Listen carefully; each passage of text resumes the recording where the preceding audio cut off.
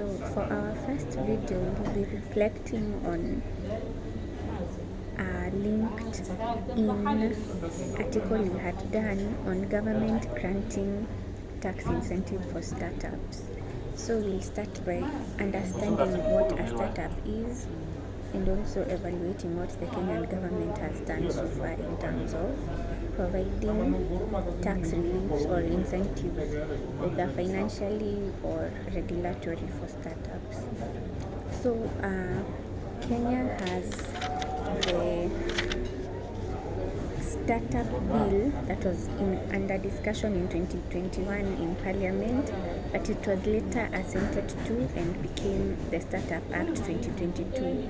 And under the Startup Act 2022, there is Section 24, which provides for incentives to startups. So under this Section 24, it provides that the agency and the county executive will subsidize the formalization of startups. What that means is that they will reduce the number of documents or the number of licenses or regulations that startups need to comply with, thereby making it easy for startups to be formed. It will also facilitate the protection of intellectual property of innovations by startups. As we understand, most startups are fintech companies, meaning they are bringing in financial technology systems. So the agency and the county executive will facilitate protection of intellectual property for these startups. Another thing they are providing us with is that they will give a fiscal and non-fiscal support to startups admitted into incubation. So under the Startup Act 2022, there is the provision for incubation for startups. So they will facilitate and support startups to be admitted as incubators. Another thing they'll do is they will support in the form of research and development activities. As we understand startups, you must be coming with something novel, something that has not been done, so that your startup can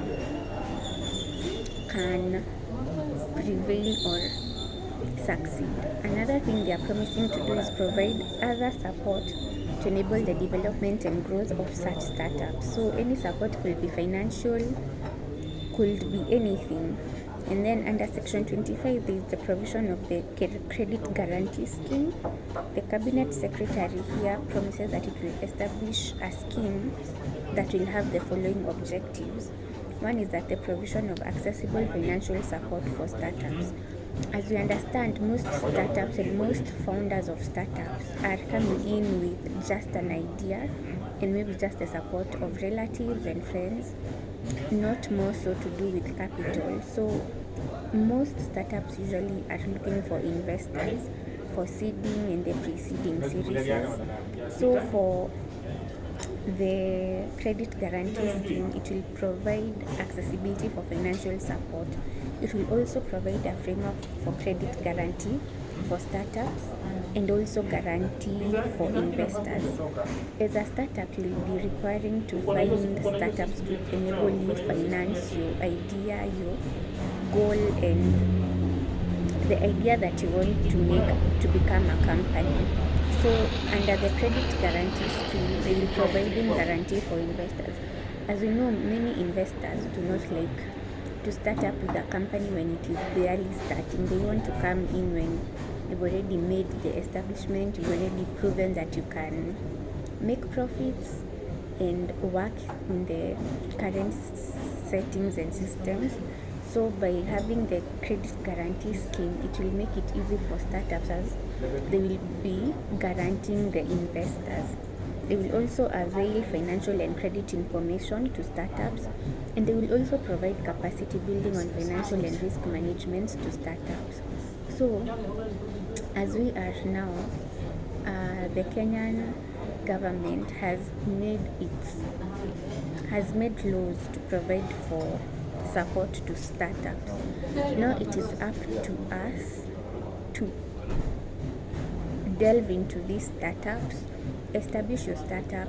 Doesn't matter what it is on, you can establish it and you can seek support through the standard through the through the Startup Act 2022, which is now already in force.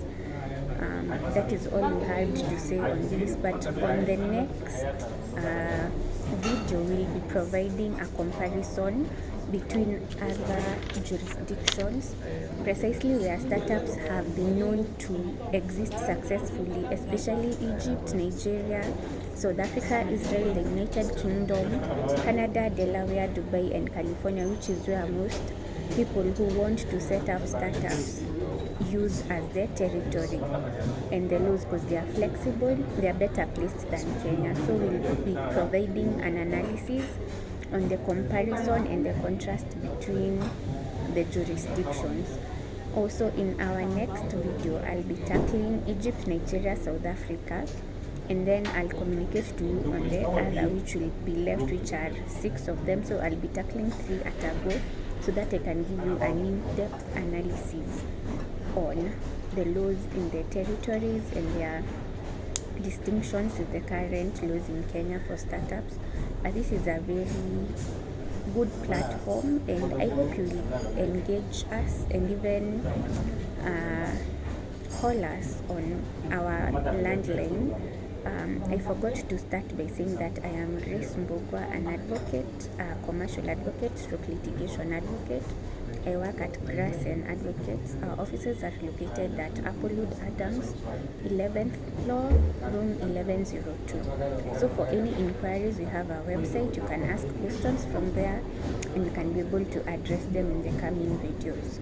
Thank you, and see you on the next video.